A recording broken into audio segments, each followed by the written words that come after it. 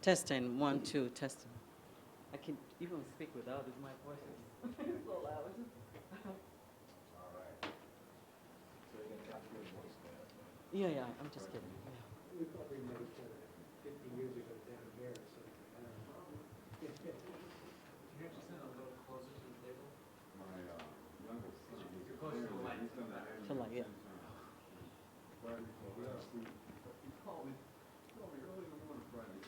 Okay, ladies and gentlemen, Mr. Mims, ladies and gentlemen. I actually, let me start with a personal joke. Well, I didn't know that there was going to be a camera here today. My boss required this on the way from on his way from the airport. So, and I remember my grandmother used to say a long time ago, what you wear in your undergarments are more important than what you wear on the exterior, just in case an accident happens and they have to transport you to the hospital or whatever. So this is the case. If I had known there was going to be a camera, maybe I would ask people to dress appropriately, but everyone is fine. I just remember that. Just, you never know. It's always good to... Your grandmother in Africa said that? She said that. Because grandmothers in America Says that too, yeah. She's like, you make sure. So we have some commonality. You're like Absolutely. You don't like it well enough.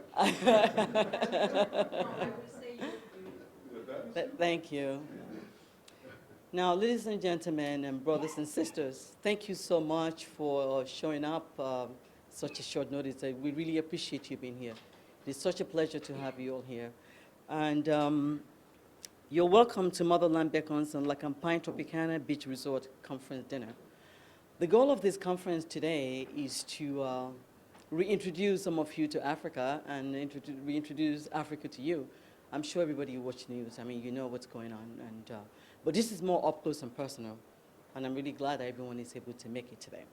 So I'm going to first start by introducing to you Ambassador Otumba Wanle Akinboboye, the founder of Lacampine Tropicana and also the founder of Motherland Beckons, a very important organization in Africa whose goal is to find a way to reunite Africans in diaspora back to Africa and also Friends of Africa. So it is my great pleasure to introduce to you Ambassador, my mentor and my boss, Ambassador Wanle Akinboboye, who I'm so grateful that he flew in from Nigeria today on a short notice as well. When I said I have a group of people that are important and I would like him to meet, he says, sure, I'll be there, and he's here. Ambassador Akinboboye, it's a pleasure to have you here. Okay, now everyone sitting at this table, maybe except for a couple of people, are my close friends and brothers and sisters. We go way back, and I really mean that. So we've broken bread, and this moment here is not by accident. When you meet people, you never know what would happen in the future. Some of you have known for about 15 years, 20 years. So we were all younger and a little lighter in weight. So it's a pleasure that you're all here. So I'm very, really honored that Motherland beckons and you heed the call. I'm really, really grateful that you're all here. I'm going to call on my brother, who is the former chief of staff for, former bureau chief for French television, and also now the managing director of Next Media, to come to the floor and introduce our next guest. This is my brother, mentor, my friend, Mamadou. Mentor, I don't know. Brother, yes, for sure. Yeah, I didn't know you were going to put me on the spot this soon, though. But yes, well, first I just wanted to ask each one of you a minute of silence to the memory of the 25 brothers and sisters, young Nigerians who died about just 2 days ago in a frustratingly and catastrophic phenomenon. We just don't understand why.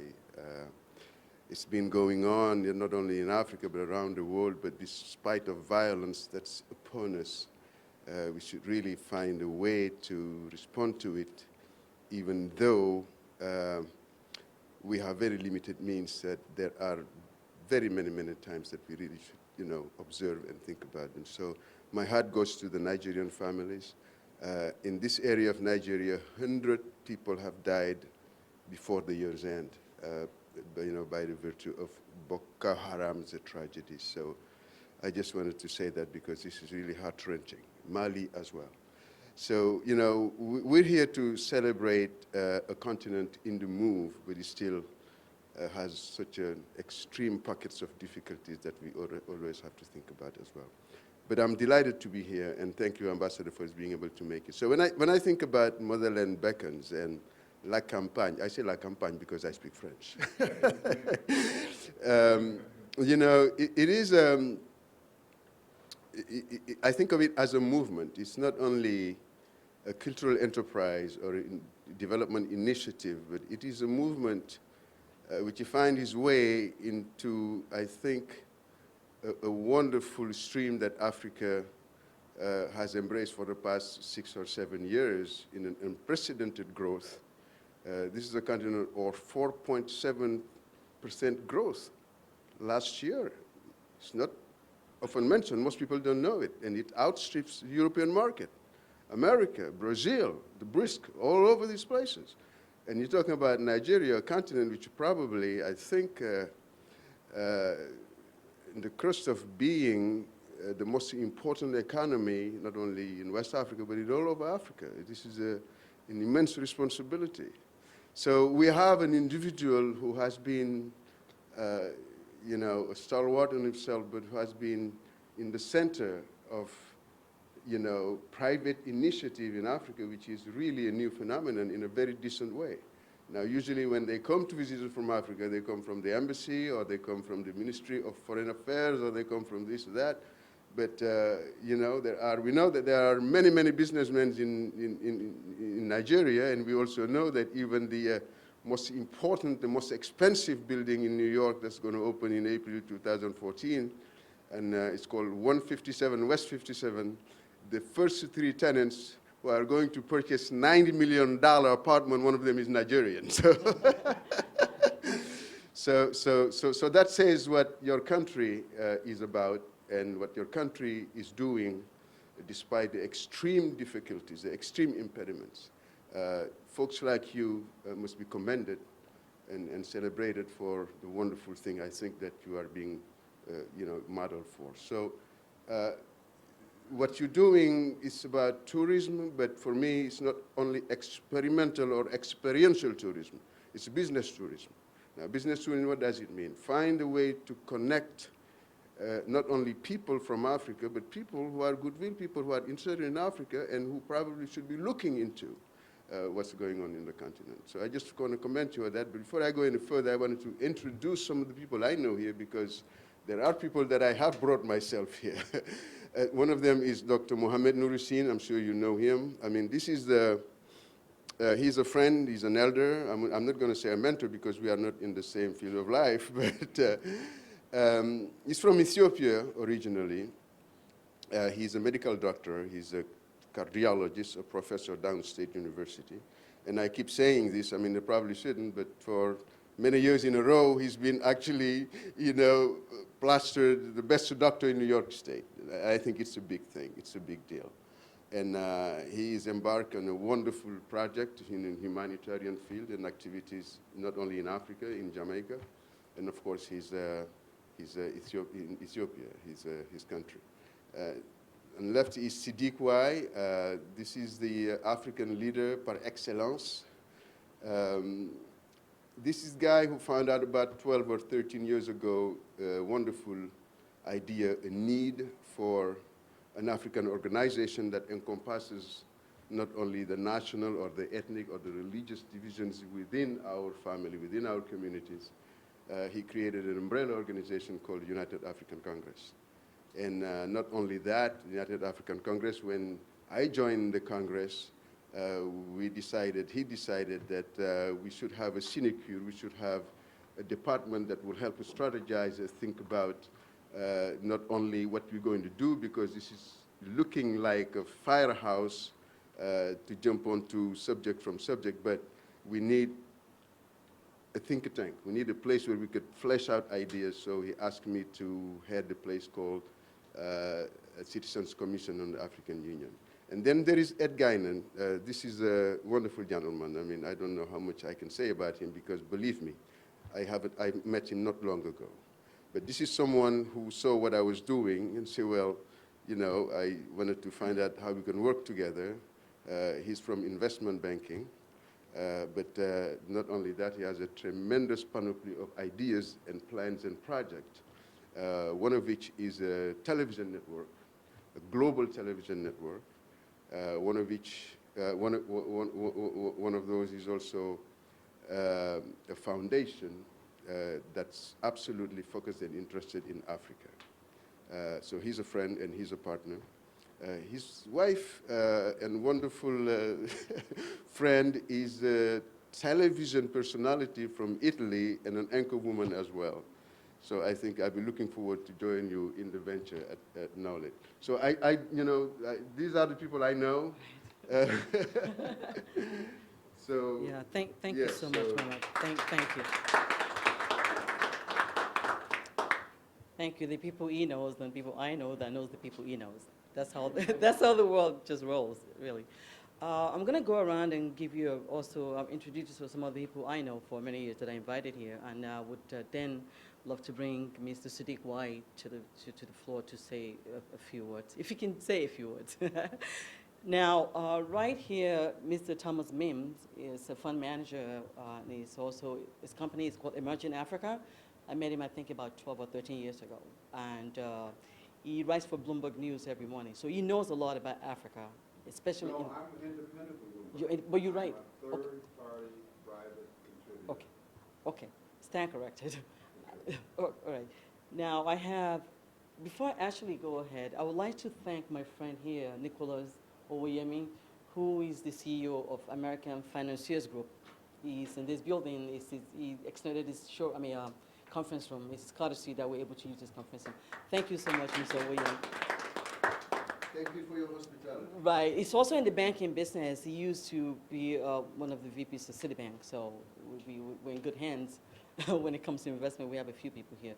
Now, Bishop Snipes, Wesley Snipes' uncle, if you're familiar with the actor Wesley Snipes, this is Bishop Snipes. I heard about Bishop Snipes, through my friend Thomas Mims, whom actually I was looking for him for a while. I just went on LinkedIn and I found him. And he's still in New York, lo and behold. So this was just a couple of weeks ago when I was planning to put this team together. So I went to see him. It was like a spiritual connection once again. And then he told me, oh, this is great what you're trying to do in Africa. I have an uncle or a friend by the name Bishop Snipes who has a program. And I think the program that he's working on, a project I should say, that he's working on would just fit perfectly with what you are trying to do in Africa. Hence, I went to meet Bishop Snipes, and I'm so honored that he accepted the invitation and is here today. Thank you for coming, Bishop Snipes. Thank you. Before we go on, I would like... I will be remiss if I do not actually, in my, I forgot to mention the other things that Sadiq does actually. I'm going to bring him up. I just wanted to complete the bio. He's not only an African leader, honestly, and when you speak about African leader, it is absolutely immensely needed. He is an African leader, but his full-time job is the advisor to the police commissioner. He's the highest ranking African in New York City and New York State government. Yes, and most importantly, he is running for public advocate, the office of public advocate next year. and he ran for office, what, 7 years ago? 2001. He ran for city council in Brooklyn. And you know why he didn't win? Name recognition. There was a stream of 2 debates, each one of them he won. Everybody knows it, hands down. But, maybe that was not the time for an African to be in the city council yet. I just wanted to say that, all right? Thank you. And one more oversight. My sister, my friend here, Sonia, your last name? Sonia Dale, I'm so sorry. She's been a friend for a very long time, and she's worked in the New York City government offices. So I would leave that to you if you wanted to divulge who you work with. And but I'm gonna go around and have everyone say a brief word. But now I'd like to, really invite Mr. Sadiq Wai, who's been my mentor, and I really mean this for many years as well. Before, again, BC, I love to say before children, all these people I know. And one thing that's also very important that I have thanked him in private, and I would also like to thank him publicly. He was the one that made it possible for me to be on WLIB radio many years ago when I started my radio show, when I launched my radio show in New York. Thank you. He had, I was part of UAC, United African Congress, that he founded and headed for so many years now. And we had an event, and there was another brother from Senegal that was hosting a show at WLIB radio. The gentleman's name is Ogoso. And Mr. White says to me, by the way, Ogoso, he says to Ogoso, you need to invite Buki to join your radio program. And so it happened. Ogo invited me to WLIB radio. We co-hosted the show for so many years, and then the show moved on to different places from there. Mr. Sadiq Wai, it is an honor to have you here. Would you please say a few words to our audience today? Thank you so much for coming.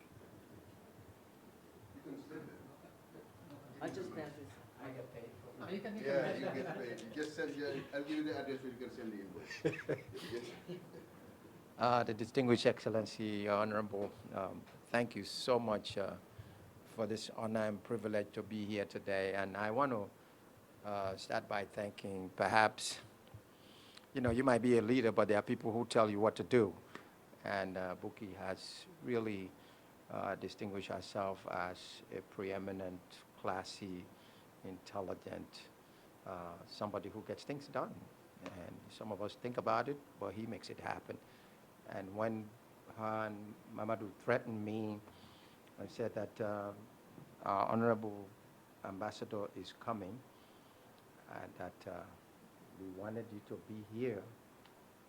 They didn't tell me that you got to dress properly because the Excellency is here. They just told me be here. So in Africa, when the elder is here, you just show up. You don't ask questions. So thank you so much. I really didn't have much to say, but all I can say is that it is absolutely an incredible honor that you have chosen to distinguish yourself from all the other leaders that come here. And I'm saying this in a very serious way. For her to think about bringing people that you could meet to dialogue. Our leaders come here and they stay in hotels. Before you know it, they're gone. Nobody knows what they're doing. But this is absolutely important. I told her that my brother, who just won the best government accountant in the United States, was just chosen to be on National Geographic to go to 34 countries. And I said to him, I said, well, what are you doing? He says, they're promoting tourism. I said, are you kidding?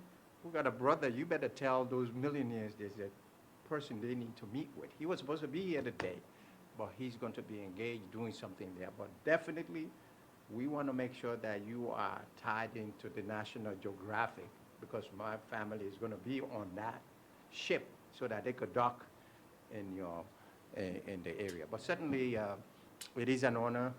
This business about African leadership, you who are in the private sector, the work that you're doing, it is amazing that you're reaching across to our African American brothers and sisters in the diaspora, because that's what has been missing. They give it to other people and don't really have the interests of the continent. But when you give people like Mamadou's partner, those who have a conscience, I call it the community conscience, corporate executives, it makes a difference. So we are here to work under her leadership and to work with you there. And he has just announced my candidacy, and he told me to shut up, but he already said it. But I can assure you that government and politics in the United States will never be the same, because we're going to participate and reach across the aisle, work with everybody, so that the opportunities that you will have credible partners here to help advance your cause and to help us all. So I really want to thank Buki and Mamadou and all of you, and most especially for you flying to come here honoring us. You are not doing us a favor. We are the ones that have to thank you. This is our order, and this is our time. I thank you very much, sir.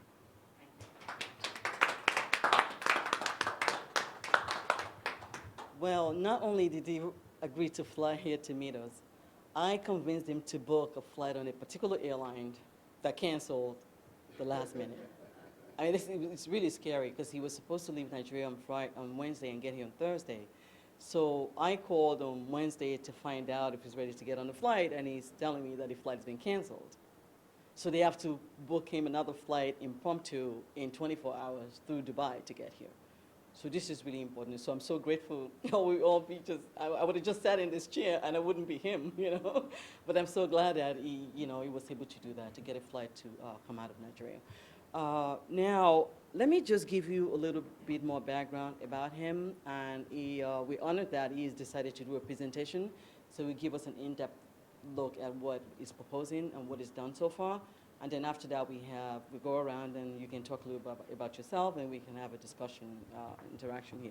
So now, Ambassador Wanle Akinboboye lived in the United States for a number of years, during which he attended various training programs and gained practical experience that spanned the security, construction, tourism, hospitality, management, and entertainment industries. When Wanle returned to Nigeria, he was able to utilize the exposure and experience he gained in these different industries to establish the following companies. Corporate Guards Limited. The establishment of the company in 1992 changed the image of security service providers in Nigeria.